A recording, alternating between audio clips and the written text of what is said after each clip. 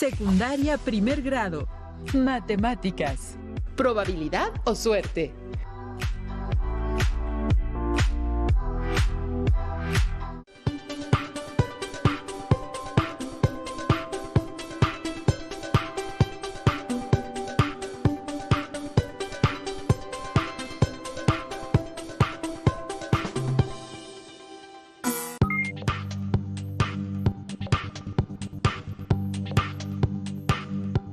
Estimadas alumnas y estimados alumnos de primer grado de secundaria, sean bienvenidas y bienvenidos al modelo de educación a distancia Aprende en Casa 2.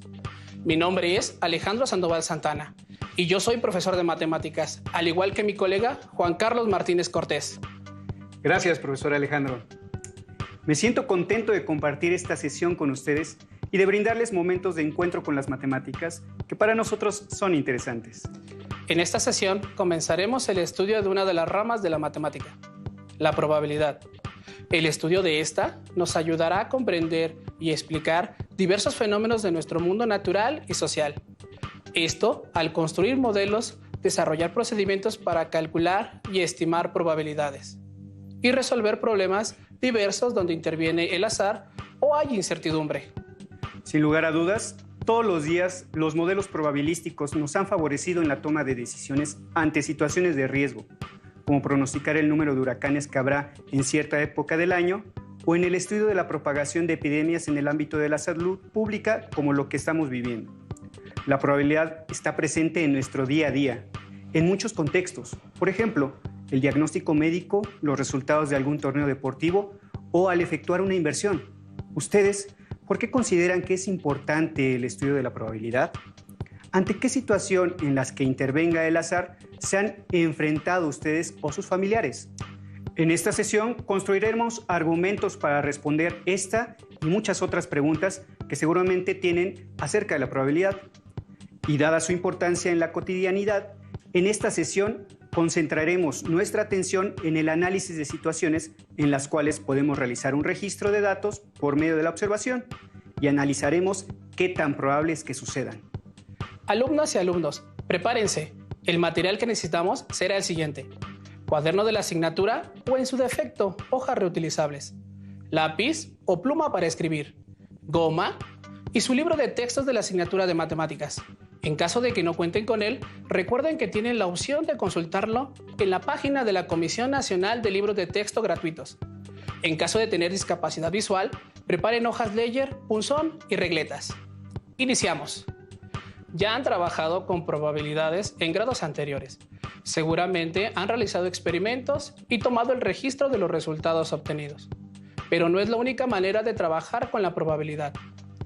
Por ejemplo, si una persona que se dedica a vender agua de frutas desea expandir su negocio y ampliar la variedad, para decidir los nuevos sabores puede recurrir a realizar una encuesta, pues es una técnica eficaz para elegir el sabor del agua con el que puede obtener más ventas, ya que está tomando en cuenta la opinión de los clientes.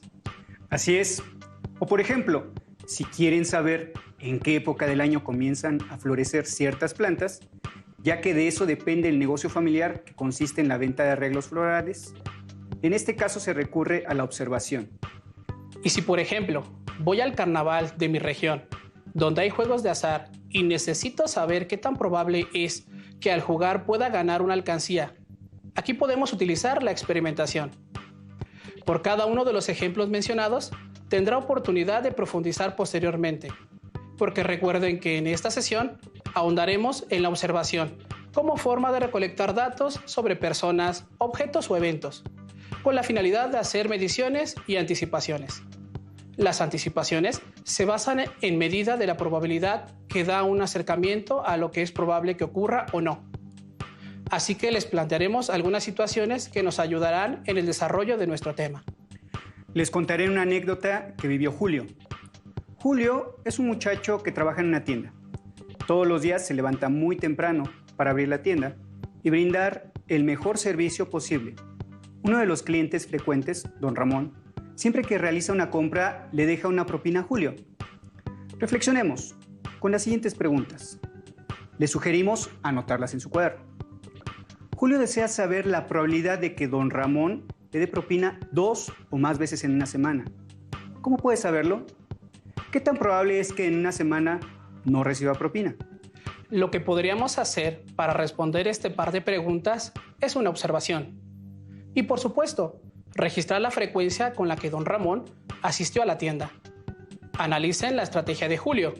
Durante un poco más de un mes, marcó los días en los que asistió a la tienda don Ramón. En esta tabla se realiza el registro de los días en los que don Ramón asiste a la tienda.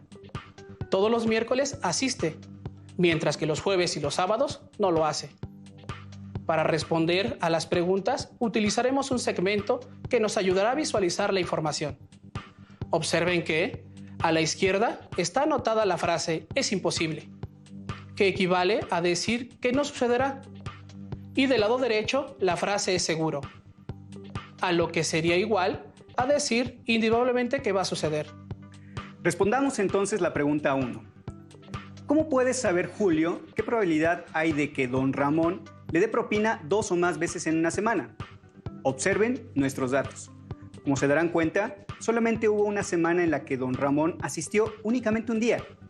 De ahí en fuera asistió 3 o 4 veces a la tienda en una semana.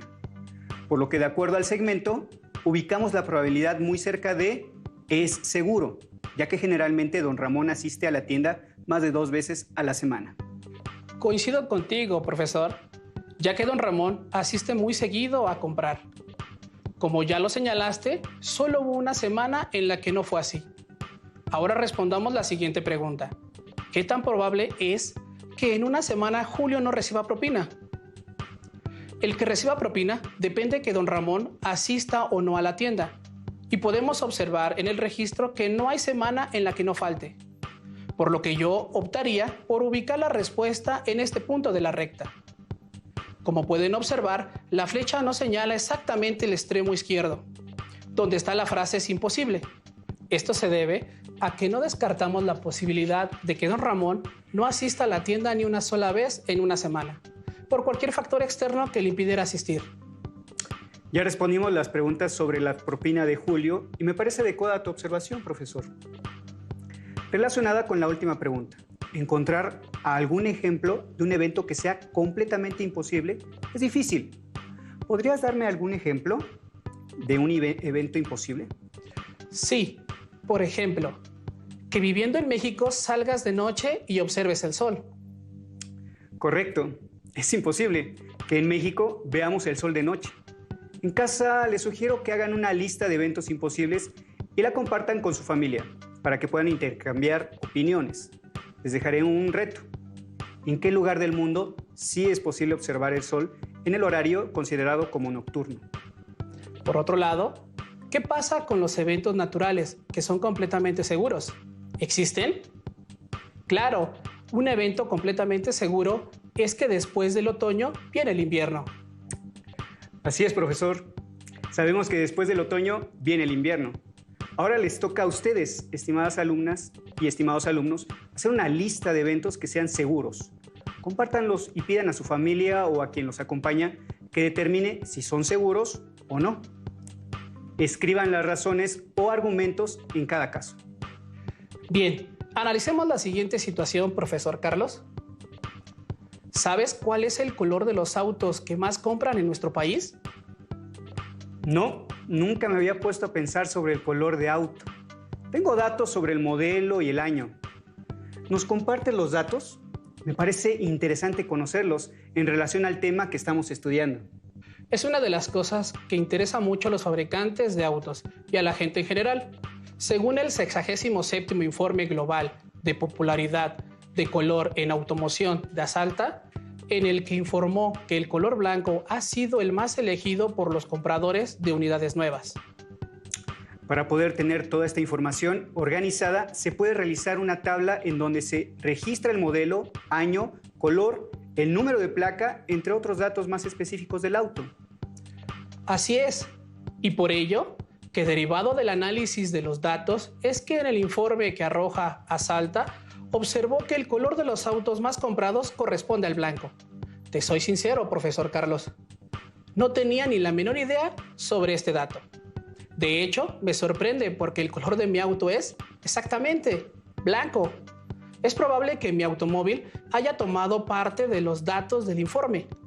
Por eso es importante registrar toda la información, así como los más mínimos detalles para poder generar datos que nos ayuden en estas estadísticas. Tengo que hacer énfasis en que todos estos datos no provienen de una encuesta. Al menos a mí nunca ha llegado un grupo de personas a preguntarme, oiga, ¿quiere comprar un coche? Si pudiera comprar un coche, ¿de qué color lo compraría? ¿Le gusta el color blanco? Estos datos tampoco se obtuvieron de un experimento.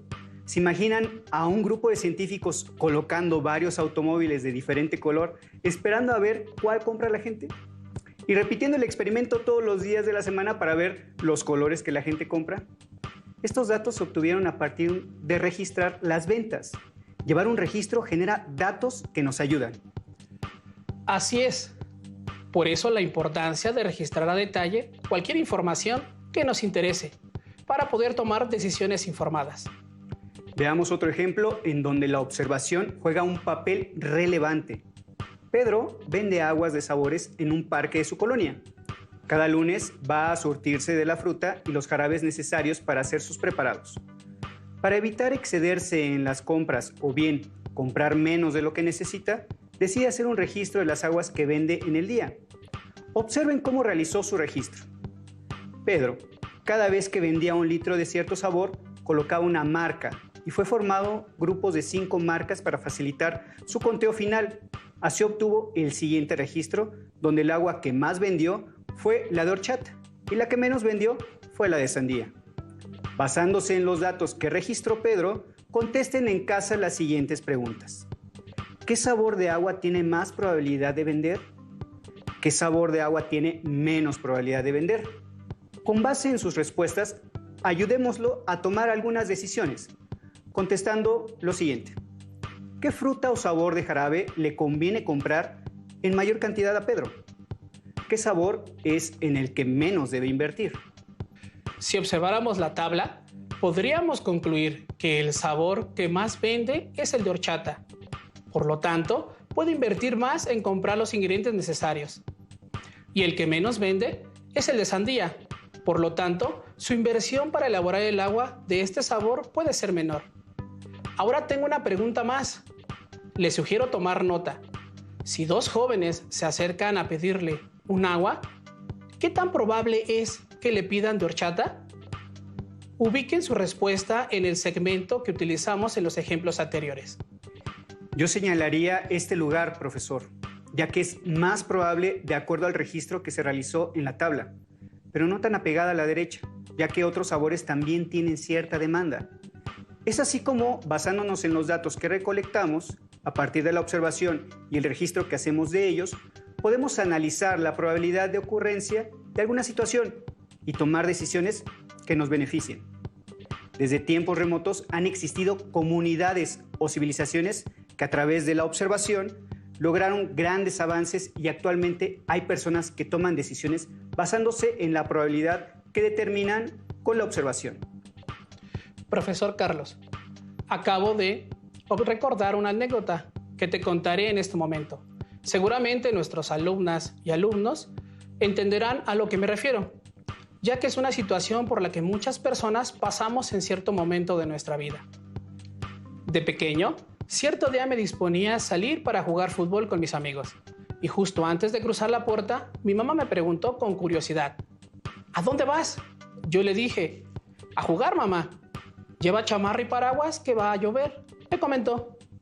En ese momento me asomé un poco para fijar mi atención en las nubes del cielo y no me percaté de ningún elemento que me indicara la cercanía de una llovizna. Sonreí incrédulo y le dije, pero mamá, si no hay nubes, ¿cómo cree usted que va a llover? A lo que ella me respondió, está bien, no te abrigues, pero si te enfermas, no me pidas un caldito de pollo, ¿eh? ¿Y qué cree, profesor? ¿Que llovió? Quedé empapado y además me enfermé. ¡Qué increíble! Ella determinó una alta probabilidad de que lloviera. ¿Y llovió? Dijo que ibas a mojarte y te mojaste. Determinó una alta probabilidad de que te ibas a enfermar y te enfermaste. Y además aseguró que le pediría un caldito de pollo. Y así fue, profesor. Bueno, hablemos más a fondo sobre ese tema, ya que detrás de todo lo que te conté hay probabilidad. Profesor Alejandro, retomemos la anécdota que nos cuentas. Me parece interesante y sin lugar a dudas, tu mamá es una buena observadora. Así es, profesor. Ella es buena observando situaciones. Les cuento otra anécdota. Un día, que sí había nubes en el cielo, me puse chamarra y me cargué un paraguas para poder salir, ya que me dije en voz alta, ahora es muy seguro que lloverá. Mi mamá sonrió y me dijo, Alejandro, deja el paraguas para que no lo pierdas. Yo seguí la instrucción. ¿Y qué crees, profesor? Que efectivamente no llovió. Ya no tan sorprendido le pregunté, mamá, ¿cómo le hace usted para saber cuándo va a llover y cuándo no? Ella me contestó, me enseñó tu abuela y a ella le enseñó su mamá, tu bisabuela, y así sucesivamente. Sin lugar a dudas, ese conocimiento ha trascendido a lo largo de los años. Es relevante, por ejemplo, para las personas que se dedican a sembrar, pues permite determinar el mejor momento para llevar a cabo la siembra. Me pregunto, ¿qué elementos tomó en cuenta tu mamá y sus ancestros cuando observaban los fenómenos de la naturaleza? Ustedes, estimadas alumnas y estimados alumnos, ¿qué datos observan para predecir si lloverá o no? Pueden preguntar en su casa y llevar un registro de las respuestas. Es importante que observen que para tener mayor probabilidad de que llueva o no, en sus anticipaciones podemos hacer un registro de varios datos. Profesor, ¿qué le parece si anotamos cada uno de los datos que podríamos tomar en cuenta y así poder registrar lo que vamos recabando? En casa también pueden llevar su registro. Por ejemplo, yo observaría el color de las nubes y el color del cielo. Yo me fijaría en el mes en que llueve y la cantidad de días transcurridos en una estación del año o en un mes determinado. Considero que también centraría mi atención en la trayectoria de las nubes con respecto a la dirección del viento. Muy bien, profesor. Otro aspecto que tomaría en cuenta sería el de observar si hay pájaros o animales alrededor, porque he notado que cuando llueve, ellos se refugian. Excelente. Yo tomaría en cuenta la temperatura y la humedad. Vaya, son bastantes. Podemos observar y analizar. Sería bueno organizarlos para estudiarlos mejor. Probablemente ustedes en casa ya conozcan un método para organizar datos de acuerdo al tipo de información. Si es numérica, es decir, datos cuantitativos, o bien datos cualitativos, que describen características o cualidades a las que no se les puede asignar un valor numérico. Correcto. De este lado, pondré un dato cuantitativo, que sería la cantidad de días transcurridos en una estación del año o en un mes determinado. Yo pondré datos cualitativos aquí, como el color del cielo y las nubes, junto con la fauna. Alumnas y alumnos, ¿cómo organizarían el resto? Registraré la temperatura de este lado, junto con la humedad y el rumbo del viento, ya que opino que son datos cualitativos. Podría ser, profesor, ya que si no tenemos los instrumentos tecnológicos necesarios que nos permiten saber datos cuantitativos, entonces nuestro registro será cualitativo, porque solo podríamos dar una interpretación, como la de mucho, poco, alto y bajo. Pero como ya contamos con instrumentos como un termómetro para medir la temperatura, un higrómetro para medir la humedad y un anemómetro para calcular la velocidad y dirección del viento. Hoy en día tenemos la obligación de ubicarlos del otro lado, ya que entraría en la clasificación de los elementos cuantitativos. Si quieren conocer más sobre el clima, pueden acceder a la página del Servicio Meteorológico Nacional. Este organismo público de nuestro país nos proporciona información sobre el tiempo en cada región de México. Para esto, los especialistas realizan una serie de mediciones sobre la cantidad de lluvia, la temperatura, la presión atmosférica, entre muchas otras, y ofrecen con una gran precisión predicciones del clima e incluso un reporte meteorológico para la agricultura. que les puede resultar muy útil a las personas que se dedican a sembrar, o al tránsito aéreo, o a nosotros mismos, para que podamos realizar nuestras actividades previendo algún contratiempo ocasionado por el clima.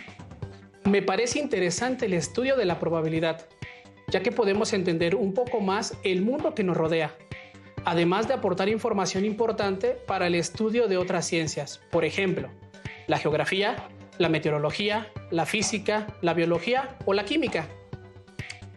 Es verdad, podríamos hablar de temas que tienen una estrecha relación con la probabilidad, tales como el efecto mariposa, el gato de Schrödinger o incluso en el diseño de las redes sociales.